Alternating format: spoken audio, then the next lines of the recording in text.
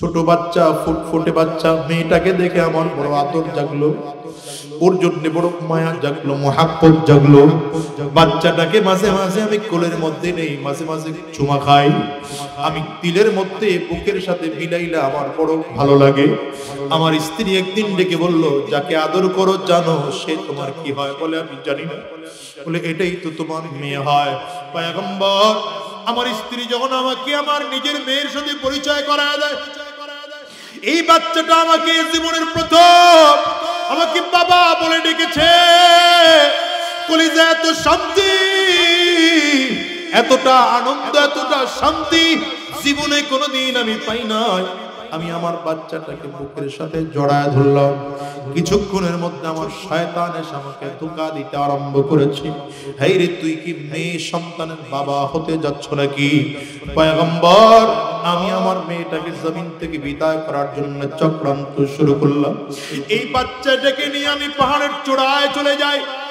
বাচ্চাটাকে দাঁড় করায় রেখা এক একটা পাথর সরায়া প্রচন্ড রোদের মধ্যে কূপ খনন করতেছি।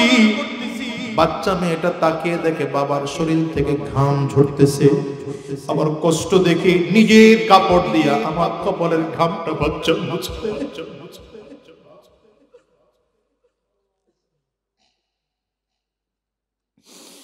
সাহাবী বলেন, পয়গম্বর, আমি এত পাষাণ, আমার দিলটা এত শক্ত, দিলের মধ্যে মায়া হয় না, গর্ত হয়ে গেল। বাচ্চাটাকে হাতে ধরে গর্তের মধ্যে লাথি মেরে ফেলে দিলাম। বাচ্চাটা গর্তের মধ্যে পড়ার পর আমার হাতটা বাচ্চা ছাড়ে নাই। ও আমার হাতটা বাচ্চাটা ধরে রাখছে, আঙ্গুল দিয়ে আমাকে জড়ায় রাখছে। বারবার চেষ্টা করে আমি বাচ্চাটারে ছাড়াইতে পারি নাই। ওরে যখন মাটির মধ্যে, কোপের মধ্যে ফেলে পাথরের টুকরা গুলো নিচে ফেলতেছি, কিছুক্ষণ পরে বাচ্চা বুঝতে পেরেছে আমাকে বাবা জমিন থেকে বিদায় করে দেয়। ওখান থেকে ডাক দেয়, আব্বু আমারে ছেড়ে দাও, তোমার বাড়িতে আমি কোনোদিন যাব না। আমি তোমাকে বাবা বলে কোনোদিন পরিচয় দেব না, ডাক দেব না, কাউকে বলবো না তুমি আমার বাবা। পয়গম্বর, আমার বাচ্চার প্রতি আমার এতটুকু দয়া হয় না। পাথরের টুকরাগুলো বাচ্চার মাথার উপরে ভারী, পুকুর করে ভারী। সর্বশেষ যখন পাথরের টুকরা মারতে মারতে মাটিগুলো দিতে দিতে যখন গর্তটা ভরে গেল, বাচ্চা আমার হাত ধরা ছিল, হাতটা নরম হয়ে গেল। আমি বুঝতে পারলাম আমার মেয়েটা জমিন থেকে বিদায়, আমার মেয়েটা জমিনের মধ্যে নাই। মসজিদে নববী ভাড়া সাহাবায়ে কেরাম চোখের পানিগুলো ফেলে ফেলে কাঁদে। পয়গম্বর আরবেও কাঁদে, এটাও কি মানুষ? এত শক্ত দিলের মানুষ কি হতে পারে? সাহাবী কান্নায় ভেঙে পড়েছেন, নবী আমার, এত অন্যায় করেছি, আমার মালিক আমার এই অন্যায়টাও মাফ করবেন নাকি? নবী আমার ডেকে বলেন, সাহাবী, এই অন্যায় করার পরে আল্লাহ পাকের ওয়াদা, তওবার মতো তওবা করলে আমার আল্লাহ এই গুনাহগুলো মাফ করে দিবে। ও কলিজার টুকরা যুবক, 2500-এর যুবক, আমি তোমাকে বলি শোনো, তুমি যদি আমার কাছে আসো আমি তোমার পায়ে হাত রেখে বলবো, গুনাহ করো না, আরাম রাস্তা কদম বাড়াও না, জিনার পথে চইলো না, সুদের কারবার কইরো না, ঘুষের কারবার কইরো না, মিথ্যা কথা বইলো না। যদি বলে থাকো আল্লাহর রহমত থেকে নৈরাশ হইও না, এখনো সময় আছে, রবের কাছে কান্না করে করে দিল থেকে ক্ষমা চাও, আর রবকে ডাকো, আল্লাহ আমার চেয়ে বড় গুনাহগার এই জমিনের মধ্যে কেউ নাই, কেউ নাই, কেউ নাই। ও দুনিয়ার মুসলমানেরা, আমার রবের বড় মায়া, রবের বড় দয়া, ওই আমার নানা জান আমাকে একটা হাদিস শুনিয়েছে, আমার নানা জমিন থেকে বিদায় হয়েছে, হাদিসটা এখন আমার মনে পড়ে। আল্লাহর বান্দা আমাকে শোনান, নবী সাল্লাল্লাহু আলাইহি ওয়াসাল্লাম বলেন, আল্লাহ তাআলা বান্দার দিকে তাকিয়ে দেখেন, বান্দা আল্লাহর কাছে গুনাহের কথা স্মরণ করে কাঁদে না। যখন বান্দার দিকে আল্লাহ তাআলা দেখে বান্দার গুনাহের কথা মনে পড়ে যায়, বান্দা দুচা করে আল্লাহর কাছে ক্ষমা চায়, আর চোখের পানিগুলো ফেলে ফেলে কাঁদে। বান্দার চোখ দিয়ে কাল বেয়ে পানিগুলো জমিনের মধ্যে পড়ে।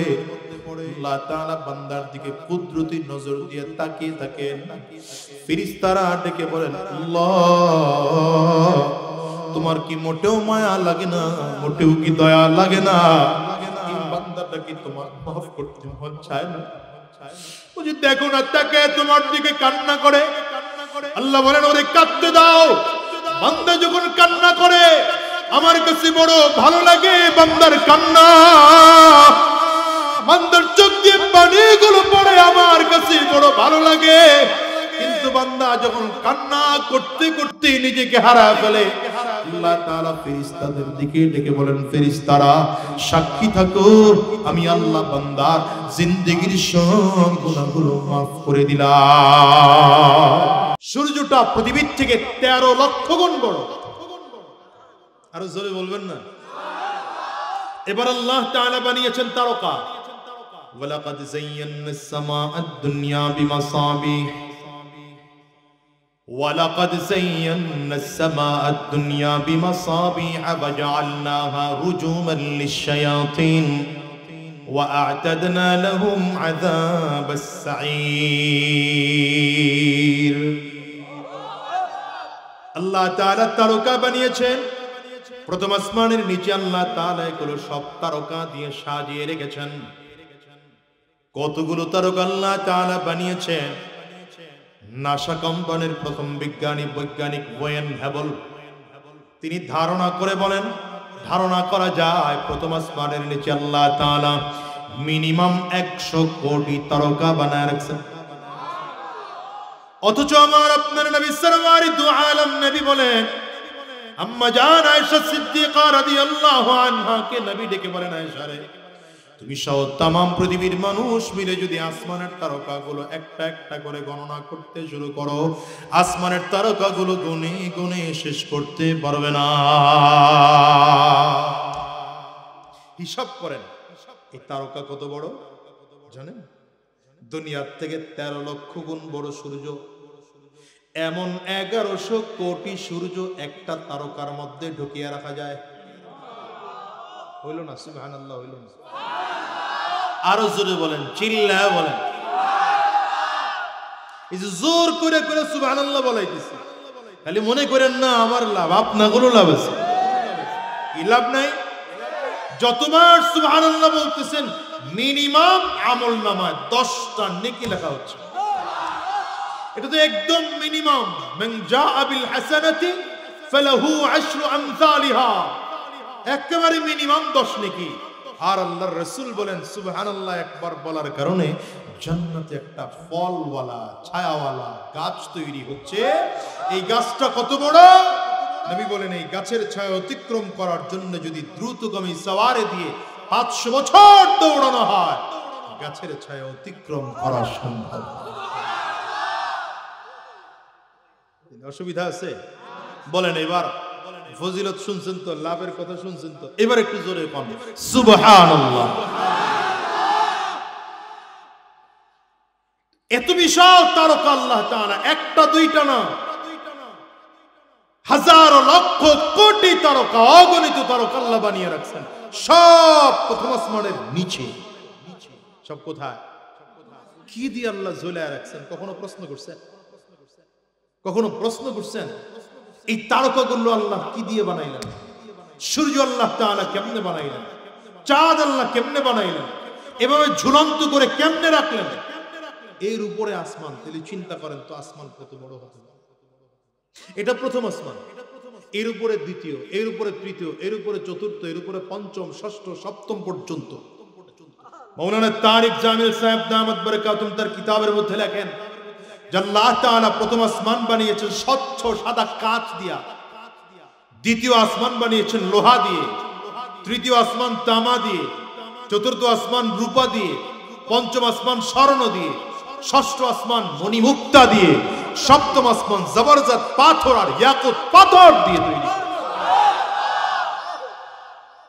একটা আসমান থেকে আরেকটা আসমানের দূরত্ব 500 বছরের রাস্তা। 500 বছরের রাস্তা কেমন? 500 বছরের রাস্তা দ্রুতগামী এক সওয়ারি নিয়ে। দ্রুতগামী সওয়ারি বলতে কি বুঝেন? না বুঝেন নাই কেন? নবী বলছেন দ্রুতগামী সওয়ারি।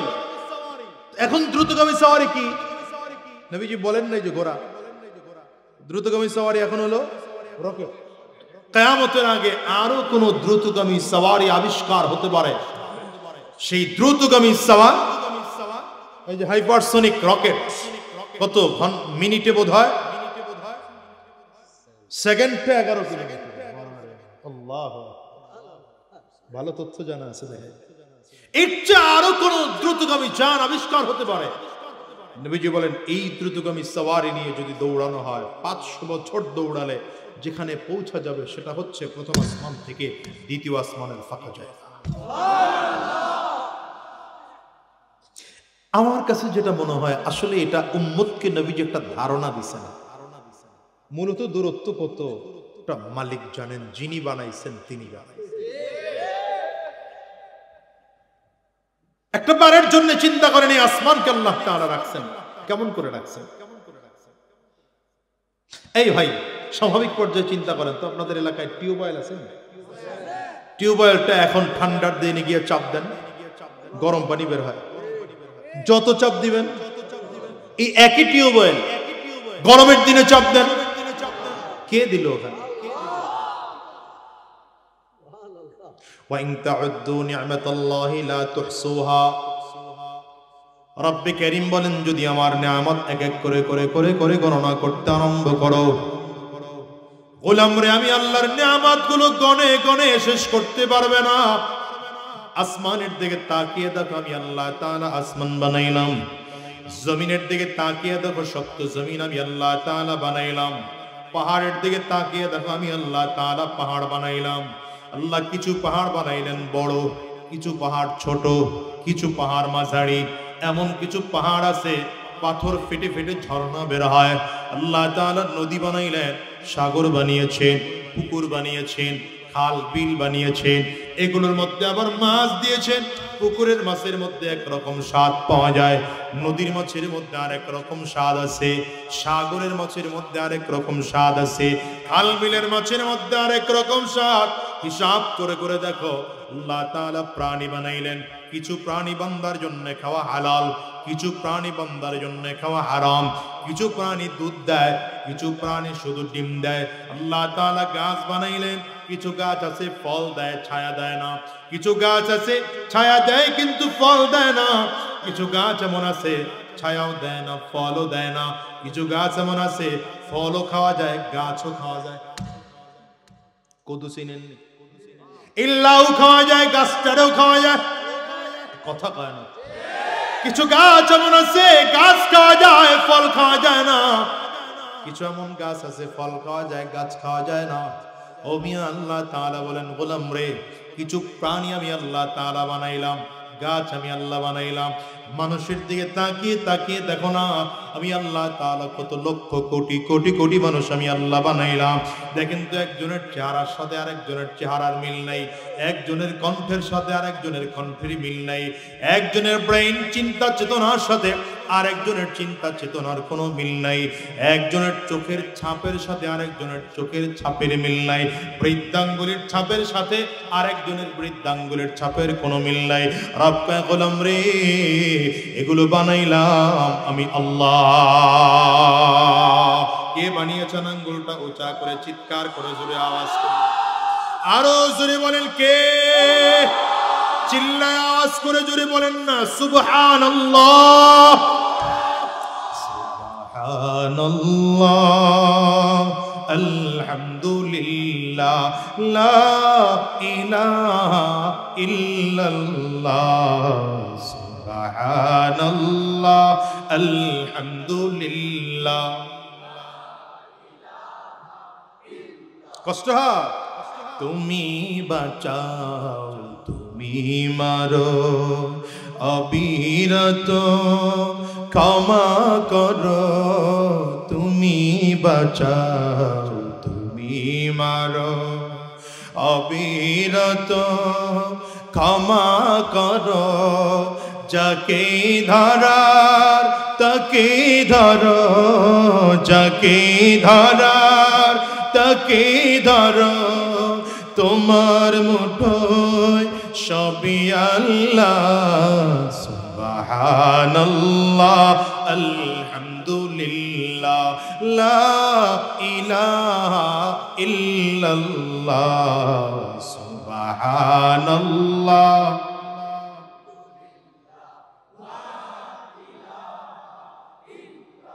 ইমানদার কখনো কি চিন্তা করে দেখেছ? এত বিশাল চাঁদ, এত বিশাল সূর্য, এত বড় বড় গ্রহগুলো, নক্ষত্রগুলো, সর্বোপরি আসমানটাকে আল্লাহ তাআলা খুঁটিবিহীন দাঁড় করিয়া রাখলেন। কই কোনো খুঁটি তো নাই, কোন খুঁটি আছে? আমার কাছে তো মনে হয় আল্লাহর সাথে বান্দার যে সম্পর্ক, এই মুহাব্বতের খুঁটি দিয়ে আল্লাহ তাআলা আসমানটা দাঁড় করিয়ে রেখেছেন। এই মুহাব্বতের খুঁটি যেদিন থাকবে না, আসমান আল্লাহর থাকবে না। কেমনে কইলাম? দলিল আছে। নবীজি হাদিসের মধ্যে বলেছেন লা তাকুমুস সাআহ। এই ছেলে, তোমার ওই চোখ বন্ধ করো। লা তাকুমুস সাআহ হাত্তা ইউকালা ফিল আরদি আল্লাহ আল্লাহ। নবী বলেন ততদিন পর্যন্ত জমিনের মধ্যে কিয়ামত হবে না, যতদিন পর্যন্ত জমিনে আল্লাহর নাম নেওয়ার মতো একজন লোকও থাকবে। যেদিন আল্লাহর নাম নেওয়ার মতো জমিনের মধ্যে একজন মানুষ থাকবে না, আল্লাহ তাআলা সেদিন জমিন রাখবেন না, আসমান রাখবেন না, গ্রহ চন্দ্র সূর্য রাখবেন না। বোঝা গেল আসমান টিকে আছে মুহাব্বতের বন্ধনের কারণে।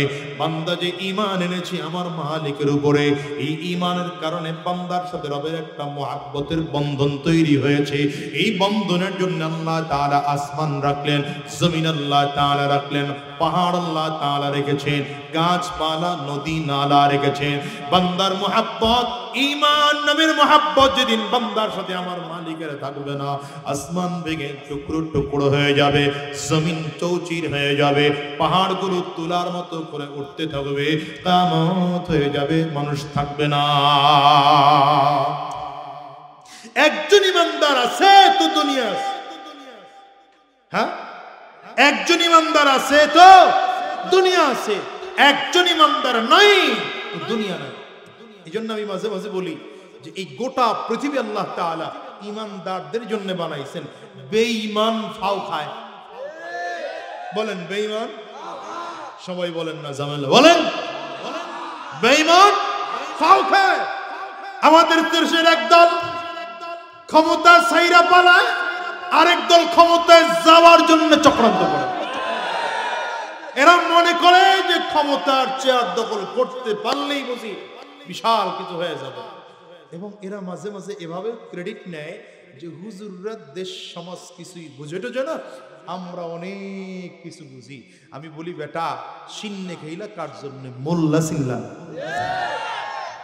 তুমি দেশ চালাইতেছ, যেই দেশের মেম্বার, চেয়ারম্যান, এমপি, মন্ত্রী হয়েছ, জানো সেই দেশ টিকে আছে ওলামায়ে কেরামদের চোখের পানির জন্য।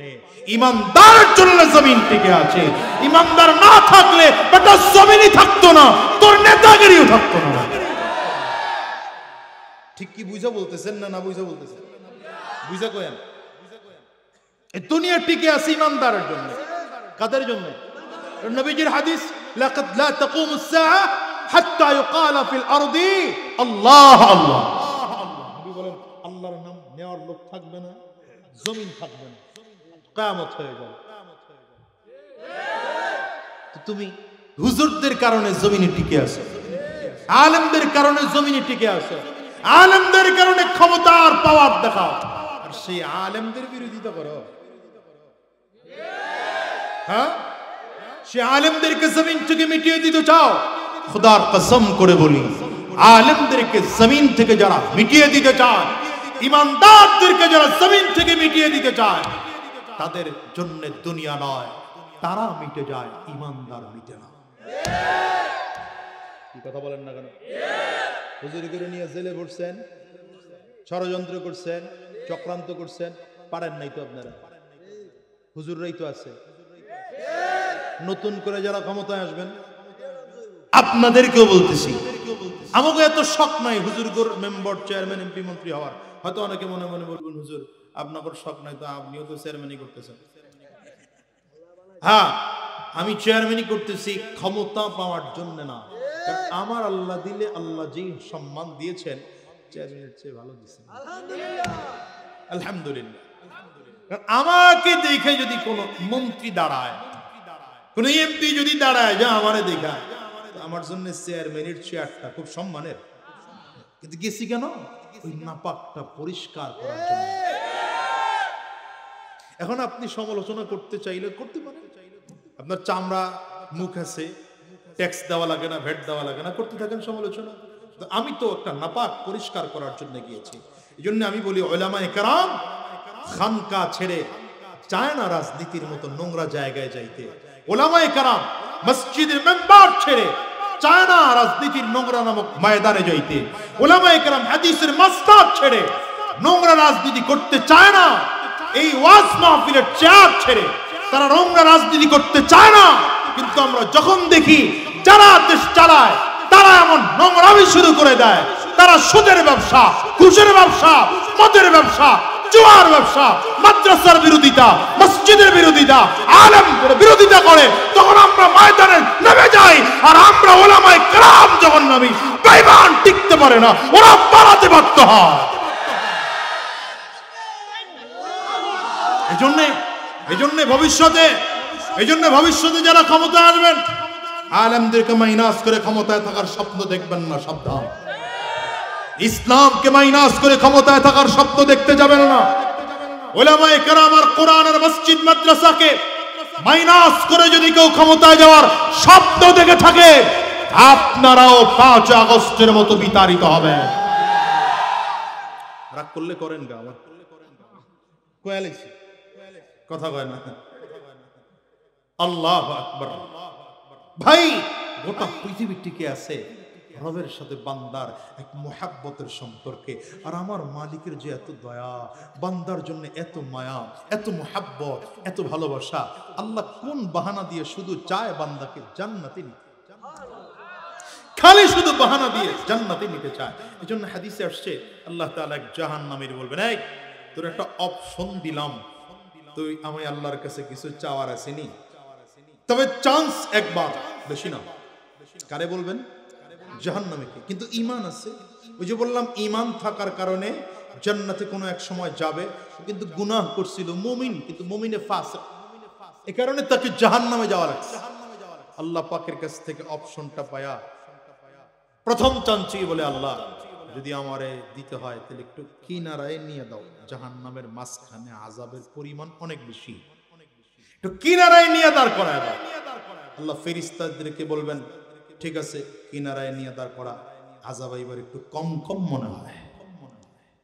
ওই কিনারার থেকে তাকিয়ে দেখে জাহান্নামের উপরে বর্ডারে আরাফে একটা গাছ দেখা যায়, গাছের ছায়াও আছে, গাছের শীতল বাতাসও আছে। বান্দা বলবে, আল্লাহ একটু ওইখানে নিয়ে দেওয়া যায়। হাদিসটা অনেক হাদিস মুসালসাল বিযিহফ, সব মুহাদ্দিসিনগণ, বর্ণনাকারীগণ এই হাদিস বলার সময় হেসেছেন, নবীজিও এই হাদিসটা বলার সময় হেসেছেন। সুতরাং এই হাদিস শোনার সময়ও বলার সময়ও, এই যে আমাদের উস্তাদরাও যখন পড়াইছেন তখনও হাইসা পড়াইছেন।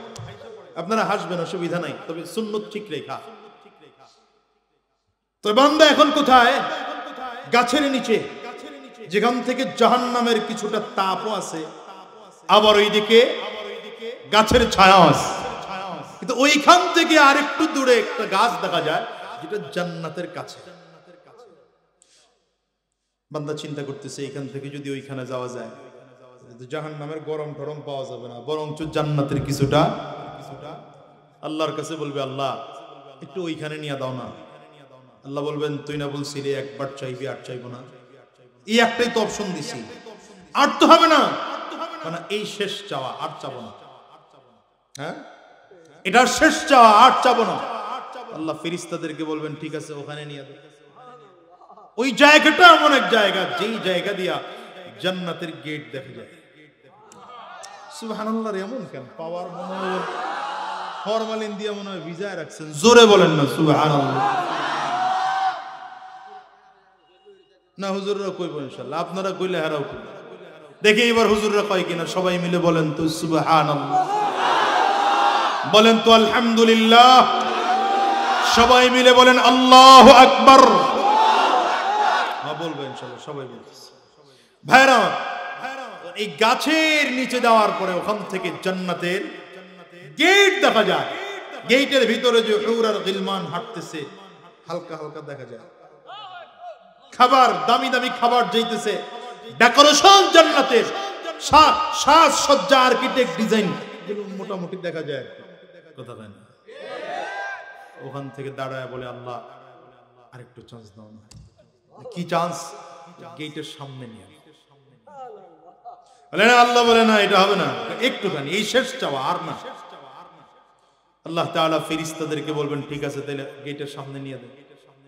গেটের সামনে গিয়ে এখন তো স্পষ্ট দেখা যায় না, হুর আসতেছে, গিলমান আসতেছে, কথার আওয়াজ, খানা ঘ্রাণ পাওয়া যায়, জান্নাতের ডিজাইন দেখা যায়, নাজুনিয়ামত দেখা যায়।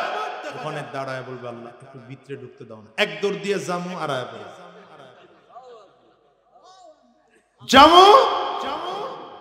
আল্লাহ বলবেন তুই কিন্তু ওয়াদা কয়েকবার নষ্ট করছিস, কইছি চাইবি না বারবার, আর বারবার চায়া চায়া ওয়াদা নষ্ট করতেছিস, আর ভিতরে ঢুকতে দেওয়া যাবে না। কয় না একটুখানি খালি দাও, যাবো আর আয়াবো।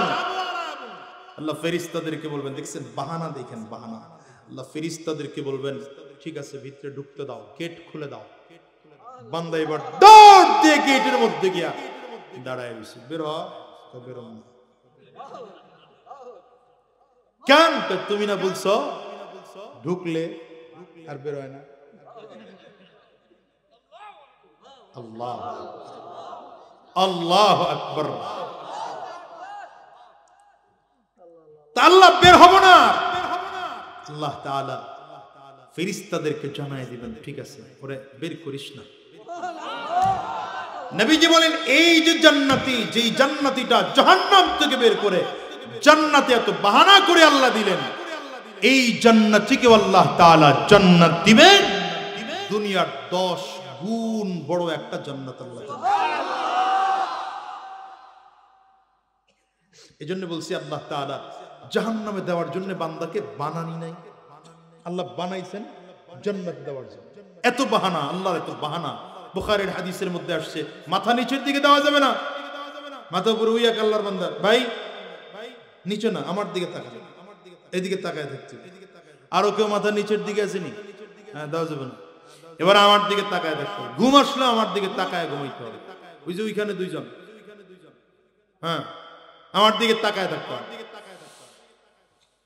বুখারীর হাদিসের মধ্যে আসছে আল্লাহ তাআলা দুইজন গুনাহগারকে বলবেন এই তোরা দুইজন গুনাহগার জাহান্নামে যা। একজন দৌড়ায় আবার পেছন দিকে ফিরে থাকে, যে ঈমান আছে মুমিন কিন্তু মুমিনে ফাসিক, বারবার তাকায় আল্লাহর দিকে তাকায়, আবার দৌড় দেয়, আবার তাকায়, আবার দৌড় দেয়, আবার তাকায়। আরেকজন তো দৌড় দিছে তো দিছেই, এর ডানে ভাবে তাকায় না। আল্লাহ ডাক দিবেন আয় তুই যে দৌড়াস আর পিছন দিকে তাকাস কেন? আরে বান্দা রবের সামনে দাঁড়ায় বলবে আল্লাহ দৌড় দিছি তো তোমার হুকুম পালন করার জন্য, কিন্তু তুমি তো পরিচয় দিয়েছ তুমি না রহমান, তুমি না রহিম, তুমি তোমার নামের পরিচয় দিয়েছ তুমি রহমান, তুমি রহিম। রহমান নামে কোরআনে তো আল্লাহ একটা সূরাই নাযিল করেছে। যদি তুমি তোমার দয়া আর মায়া আর মহাব্বত আর ভালোবাসার টানে একটাবার আমাকে ডাকো, ওই রহমতের আশায় আমি বারবার পেছন দিকে ফিরে তাকিয়েছি। আল্লাহ তাআলা ফেরেশতাদেরকে বলবেন এখন যদি আমি আমার বান্দাকে ক্ষমা না করি তাহলে আমার রহমান নামের ইজ্জত ঠিক থাকে না, রহিম নামের ইজ্জত ঠিক থাকে না। যা ফেরেশতারা, আমি আমার এই বান্দাটার জিন্দেগীর গুনাহ মাফ করে জান্নাত দিয়ে দিলাম। এবার এই দ্বিতীয়টারে জিজ্ঞাসা করবে, তুই যে দৌড় দিলি আর পেছন দিকে তাকাইলি না, জানোস জাহান্নাম কি জিনিস? জানোস? জানি আল্লাহ, কিন্তু আমার এই জাহান্নাম তো হয়েছে দুনিয়ায় একটা হুকুমও আপনার মানি নাই। এই জন্য দুনিয়ায় যদি আপনার হুকুমগুলো মানতাম তো আমার এই জাহান্নামে আসা লাগতো না। চিন্তা করলাম আজকে আপনার হুকুম যদি অমান্য করি তাহলে তো এর চেয়ে বড় কোনো আযাব আমার জন্য হইতে পারে। আমি আপনার আযাবকে ভয় পেয়েছি আল্লাহ, এই জন্য আমার জন্য ছোট আযাবটাই ঠিক আছে। আমি আমার হুকুম অমান্য আপনার করতে চাই না। আল্লাহ বলেন, তোর মধ্যে তো আমার জব্বারিয়াতের ভয় আছে, আমার কাহ্হারিয়াতের ভয় আছে, আমার জালালিয়াতের ভয় আছে। যা, তোকে মাফ করে দিলাম।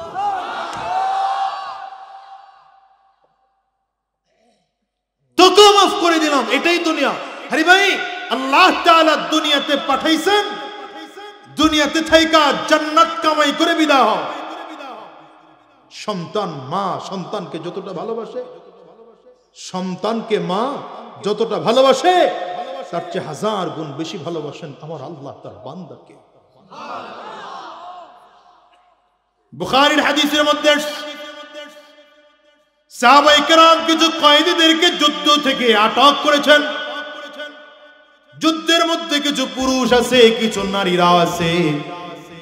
নারীর কোমরের মধ্যে রশি লাগানো, হাতের মধ্যে হ্যান্ডকাপ পড়া, রশিটা হাত বেঁধে বেঁধে বেঁধে বেঁধে চলতেছে। মহিলা কয়েদি অবস্থায় ডানে তাকায়, বামে মহিলাটা, বাচ্চাটা, মহিলার বাচ্চা,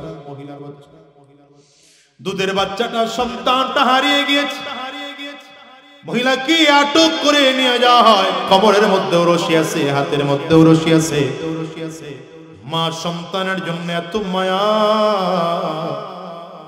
সন্তানটাকে খোঁজার জন্য হাতে রশি, খবর নাই। এই যে আপনারা দেখছেন সোশ্যাল মিডিয়া, বাবাকে অ্যারেস্ট করে নিয়ে যাওয়া হয়, সন্তানকে হঠাৎ বাবার সামনে ধরা হয়েছে। বাবার হাতের মধ্যে বেড়ি পড়ানো, পায়ের মধ্যে বেড়ি পড়ানো, কিন্তু সন্তানটাকে দূরে রাখতে পারে না। সন্তানটার মায়ায় সন্তানের গালে চুমা দিছে। আল্লামা মামুনুল হক রেও যখন জেলে পড়া হইছে, সন্তান ছোট বাচ্চাটাকে নিয়ে তার সামনে দাঁড় করানো হলো। যত বড় ব্যক্তিত্বই হোক না কেন, তিনি তো একজন বাবা। সন্তানের মায়া তাকে, পাথরের দিলটাকে মোমের মতো গলায় দিছে। সন্তানটাকে কোলে জড়ায়া সন্তানটাকে আদর করতে শুরু। এই মায়ের হাতের মধ্যে হ্যান্ডকাপ পরানো আছে, কোমরের মধ্যে রশি আছে, কিন্তু মা বারবার করে ডানে তাকায়, বামে তাকায়, সামনে পেছন দিকে তাকায়, নিজের কলিজার টুকরা সন্তান খুঁজতেছে।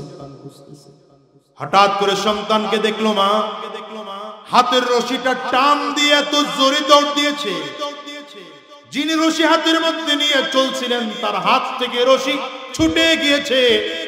মনে করলো মহিলা বুঝি কয়েদির থেকে পালিয়ে যায়। না না, মহিলা পালায় না, মহিলাটা দৌড়ায় গিয়ে নিজের সন্তানটাকে বুকের সাথে জড়ায় ধরছে। চোখ দিয়ে মায়ের পানি বের হয়। একজন সন্তানের জন্য মায়ের কত মায়া। এদেশের মা বুঝে, বাবা বুঝে না। আমি তো মাঝে মাঝে তাকিয়ে দেখি আমার ছোট বাচ্চাটা যখন ছোট ছিল, মাহফিল শেষ করে রাত বিরাতে বাসায় যাইতাম, আমাকে এক গ্লাস গরম পানি করে দেওয়া তার জন্য কষ্ট সাধ্য ছিল। বলতো আপনি নিজে গরম করে খান, আমার জন্য খানা দেওয়া তার জন্য কষ্টের ব্যাপার। ছোট বাচ্চাটা রাতের অন্ধকারে যদি বাথরুম করে দিত, পায়খানা করে দিত, ঠান্ডার মধ্যে উঠে পুরমা নিয়ে বাথরুম পরিষ্কার করে আবার বুকের উপরে নিয়ে ঘুম পাড়ায়। মাঝে মাঝে তাকায় দেখি বাচ্চাটা কোলের মধ্যে নিয়ে হাঁটে। আমি তাকায় তাকায় চিন্তা করি, ও মালিক, আমার মা বুঝি আমার জন্য কত বেশি কষ্ট করেছে।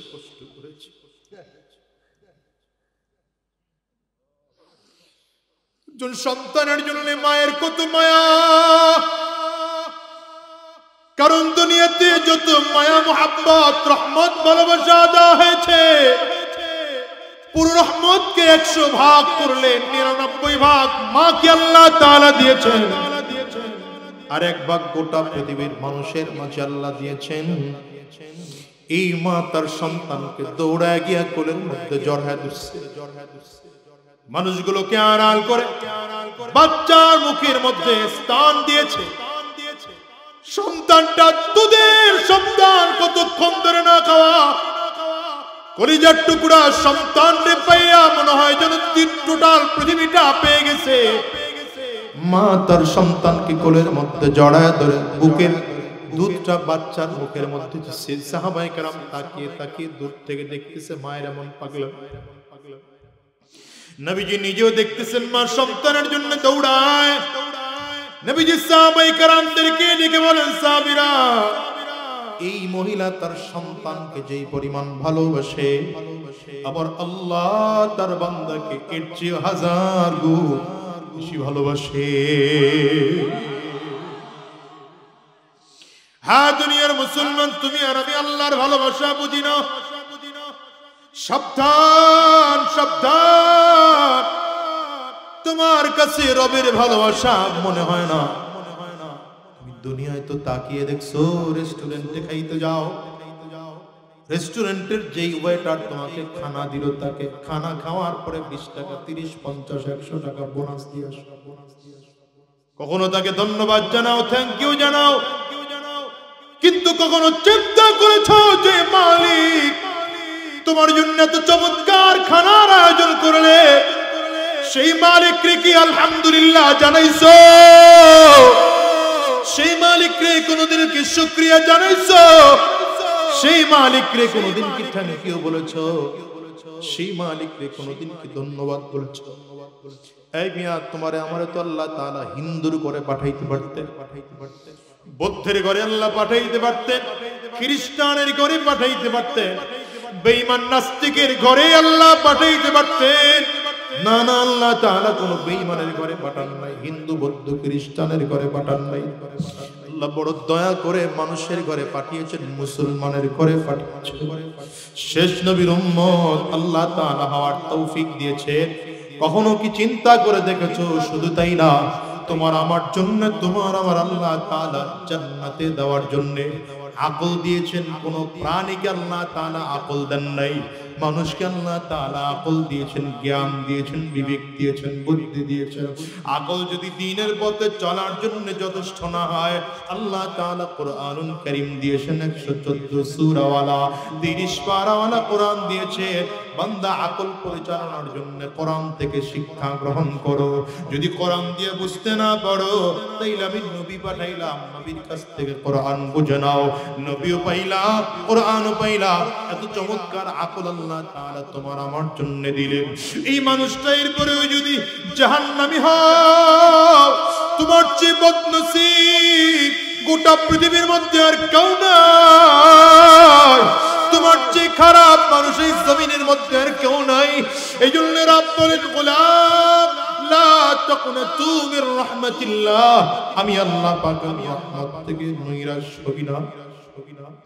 আমি আল্লাহ পাকের রহমত থেকে নৈরাশ হবি না। বান্দা, হাজারো অন্যায় করে ফেলেছো, সাগরের ফেনা পরিমাণ গুনাহ করে ফেলেছো, মনে রাখবি তোর গুনাহ যদি সাগরের ফেনা পরিমাণ হয়, আমি আল্লাহর রহমত চাইলে সাগরের পানির পরিমাণ হবে। তোর গুনাহ তো সসীম, আমি আল্লাহ পাকের রহমত দয়া বড় অসীম। বান্দা, তুমি অন্যায় করবা আর আমি ক্ষমা করব। এই জন্যই তো আমার নাম রেখেছি রহিম, আমি আমার নাম রেখেছি গফফার। তুমি আমার রহমত থেকে দূরে সরে যাইবা আর আমি আমার কুদরতি কোলের মধ্যে তোমাকে টেনে টেনে লইব। এই জন্য নাম রেখেছি রহমান, এই জন্য রেখেছি রহিম। বান্দা, অন্যায় করবা, গুনাহ করবা, আমি তোমার গুনাহ গোপন করে রাখবো। এই জন্য নাম রেখেছি আমি আল্লাহ, আমার নাম রেখেছি সত্তার। কখনো হিসাব করেন, যেই গুনাহ আপনি আর আমি জীবনে করেছি, এমন গুনাহ আপনার আমার জীবনে আছে, আপনার আমার হয়তো ড্রাইভারও জানে না, আপনার আমার পিএসও জানে না, আপনার আমার ভাইটাও আপনার আমার গুনাহ খবর জানে না, আপনার আমার স্ত্রীও জানে না, আপনার আমার বন্ধুও জানে না, আপনার আমার বাবার মাও জানে না। এই গুনাহ যদি সমাজের মধ্যে প্রকাশ হয়ে যেত, আরে মানুষগুলো কোনোদিন আমার কাছে তো মনে হয় স্টেজে মানুষ বসে, মানুষ বুঝি লাথি মেরে আমাকে ফেলতো। জামালপুরের ডিসির অফিসের মধ্যে সিসি ক্যামেরা ছিল, অপকর্ম ধরা খেয়ে গেছে। আপনার আমার প্রত্যেকের বেডরুমে যদি সিসি ক্যামেরা দেওয়া হয়, আপনার আমার মাথার উপরে যদি সিসি ক্যামেরা ফিট করে দেওয়া হয়, জীবনের হাজারো এমন গুনাহ পাওয়া যাবে যেগুলো সমাজকে মানানো যায় না। বলেন রে গোলাম, যদিও সব রেকর্ড করে রেখেছি, যে জমিনে বসে অন্যায় করেছো জমিন তোর গুনাহ রেকর্ড করে রাখছে, যে সময় অন্যায় করেছো সময়টাও তোর গুনাহ রেকর্ড করে রেখেছে। কিরামান কাতিবিনকে দিয়ে তোর গুনাহ রেকর্ড করে রাখা হয়েছে, এমনকি অঙ্গ প্রত্যঙ্গ তোর গুনাহগুলো রেকর্ড করে রাখছে। রব বলেন, গোলাম তারপরেও তোমার গুনাহ আমি গোপন করে রাখলাম, গোপন করে রাখলাম। শুধু গোপন করেছে তাই নয়, তোমাকে অপশন দিলাম, যদি তওবা করতে পারো, যদি তওবা করতে পারো, ইল্লা মান তাবা ওয়া আমানা ওয়া আমিলা আমালান সালিহা ফাউলাইকা ইউবাদদিলুল্লাহু সাইয়্যাতিহিম হাসানাত। রব্বে কারীম বলেন, গোলাম রে, যদি অন্যায় করে থাকো তাইলে তওবা করে ফেলো। গুনাহের কারণে যদি ঈমান নষ্ট হয়ে যায় তাইলে নতুন করে ঈমান আনো, বাকি জিন্দেগিটা নেক আমল দিয়ে সাজাও।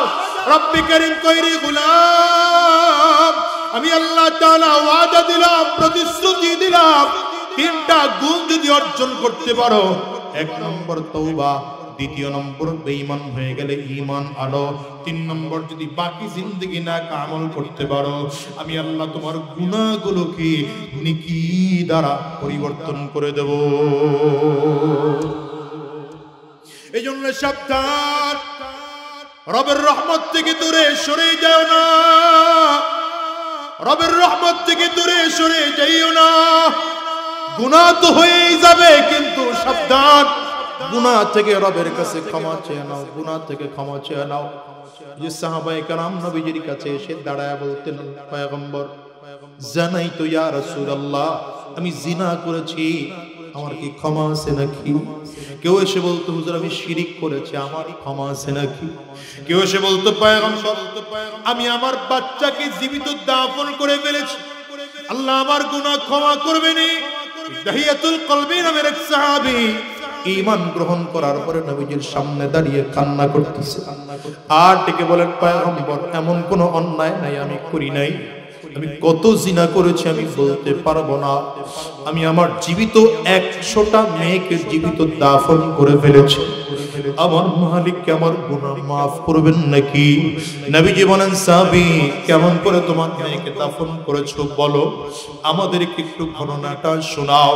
সাহাবায়ে কেরাম সব সামনে আছেন, নবীজি মসজিদে নববীর মেম্বরে বসা, সাহাবী বর্ণনা দেয়, পয়গম্বর আমার একটা বাচ্চা মেয়ে হবে, সন্তান সম্ভব আমার স্ত্রী, আমি অবস্থায় সফরে চলে গেলাম, লম্বা দিন পরে সফর থেকে ফিরে আসলাম, বাচ্চাটা আমার দুনিয়া হলো কিনা স্ত্রীকে জিজ্ঞাসা করলাম, স্ত্রী বাহানা করে কথা বলে নাই, উত্তর না দিয়ে এড়ায় গেল।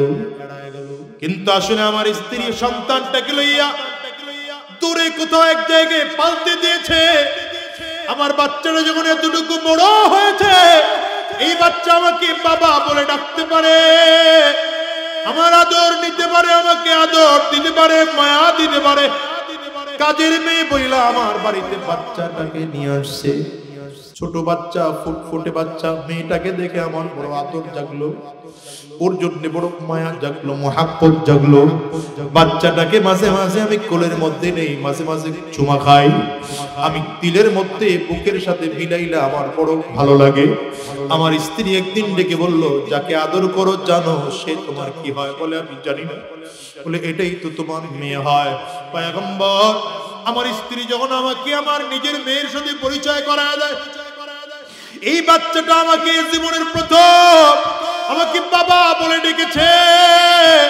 কলিজা এত শান্তি, এতটা আনন্দ, এতটা শান্তি জীবনে কোনোদিন আমি পাই নাই। আমি আমার বাচ্চাটাকে বুকের সাথে জড়ায় ধরলাম। কিছুক্ষণের মধ্যে আমার শয়তান এসে আমাকে ধোঁকা দিতে আরম্ভ করেছে। হেই রে, তুই কি মেয়ে সন্তানের বাবা হতে যাচ্ছ নাকি? পয়গম্বর, আমি আমার মেয়েটাকে জমিন থেকে বিদায় করার জন্য চক্রান্ত শুরু করলাম। এই বাচ্চাটাকে নিয়ে আমি পাহাড়ের চূড়ায় চলে যাই।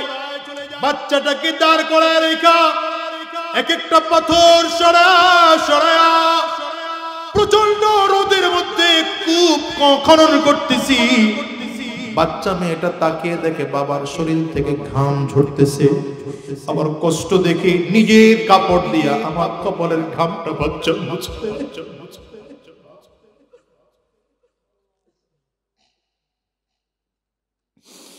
সাহাবী বলেন, পয়গম্বর, আমি এত পাষাণ, আমার দিলটা এত শক্ত, দিনের মধ্যে মায়া হয় না,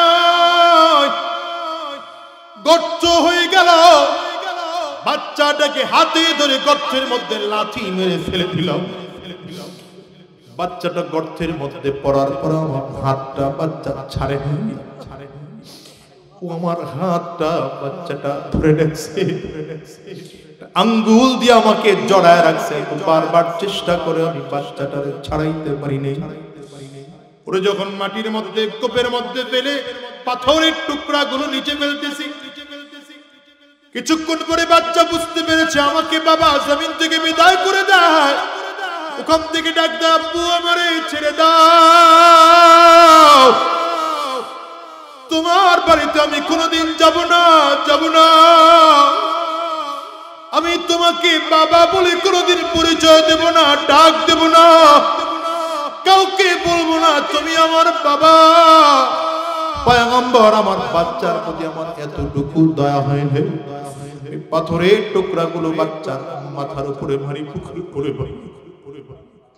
সর্বশেষ যখন পাথরের টুকরা মারতে মারতে মাটিগুলো দিতে দিতে যখন গর্তটা ভরে গেল, বাচ্চা আমার হাত ধরা ছিল, হাতটা নরম হয়ে গেল।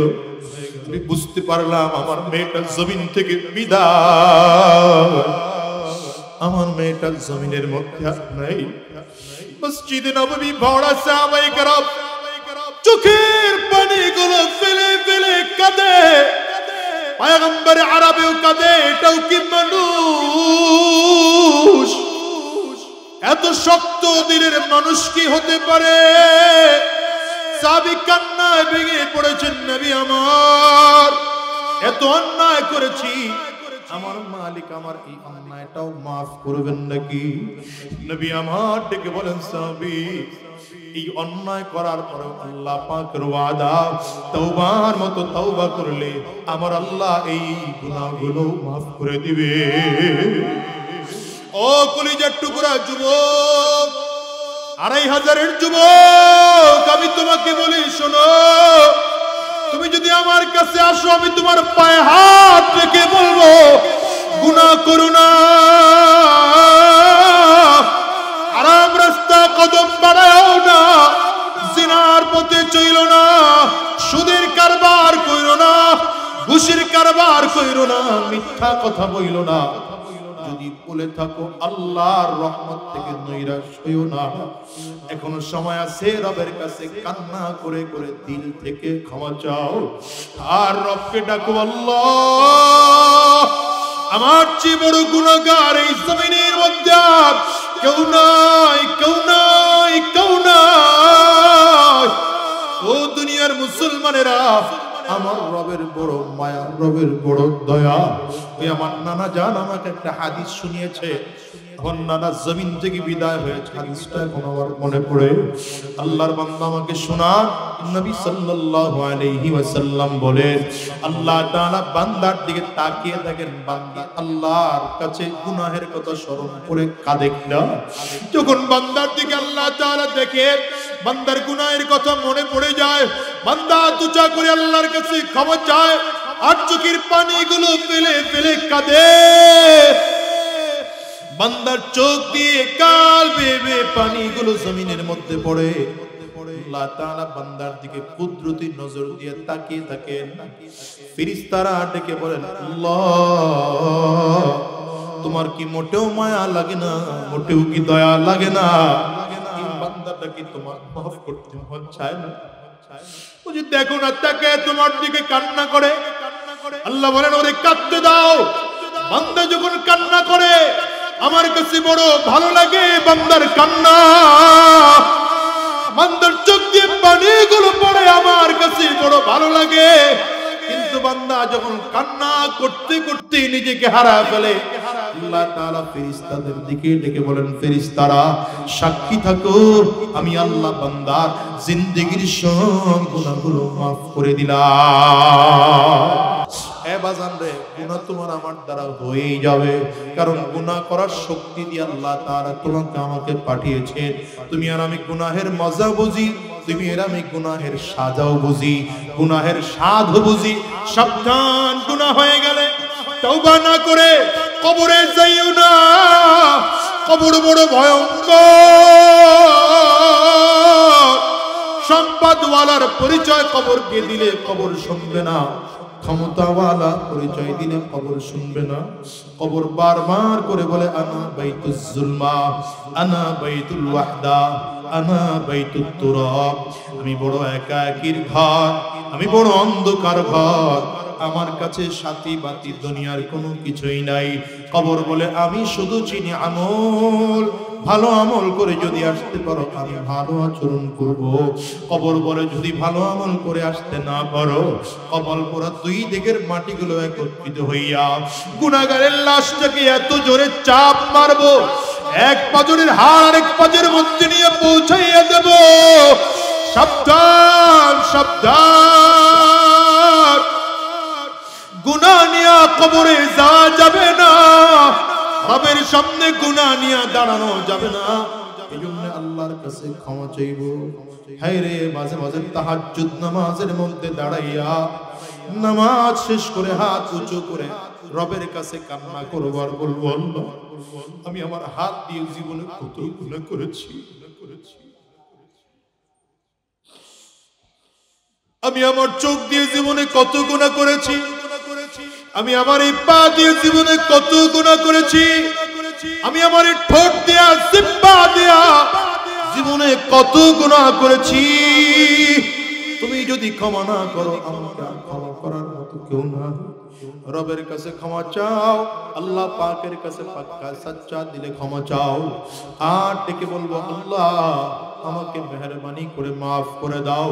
কেন বলি বাজান জানো, আজকের এই মাহফিলটাও তোমার আমার জীবনের শেষ মাহফিল হতে পারে। আজকের এই মোনাজাত তোমার আমার জিন্দেগির শেষ মোনাজাত হতে পারে। আজকের এই রাত তোমার আমার জিন্দেগির শেষ রাত হতে পারে। আজকের এই মাহফিল থেকে আমার মালিকের কাছে পাক্কা সচ্চা দিলে তওবা করে বিদায় হও। আল্লাহ হারাম রাস্তায় কদম বাড়াবো না, শয়তানি রাস্তায় কদম বাড়াবো না, হারাম রাস্তায় চলবো না, কোরআন ও সুন্নাহ অনুযায়ী চলবো, উলামায়ে কেরামদের পরামর্শে জীবন সাজাবো। কারা কারা ওয়াদা করতে তৈয়ার আছে, দুইটা হাত উঁচা করে আল্লাহকে দেখাও।